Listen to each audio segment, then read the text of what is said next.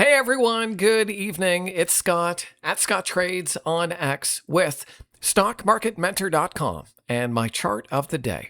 Want to take a look at International Seaways. This is ticker INSW.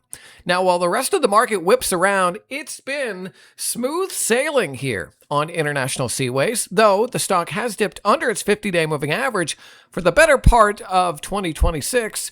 It's remained in a nice strong uptrend and above its 8-day and 21-day exponential period moving averages here, and that signifies a pretty strong uptrend. Now, it's still strong in a whippy market, I believe, for obvious reasons, because of what's going on in the Middle East, because of the shipping problems that have been happening around the world, and we're seeing stocks like International Seaways continue to be profitable in a rough economy. Now, you can see the green boxes here, and it's had positive earnings reports the last 4 quarters, and its next earnings report isn't until the middle of August. And so I certainly think this could be a safe play in a hard market. And what I would look for an entry on this stock is a move through and a close above 92.10.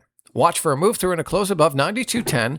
And on an initial entry on that, I think you could put a stop down around the 21-day exponential period moving average. So that's just one of many stocks that we're trading right now over at StockMarketMentor.com.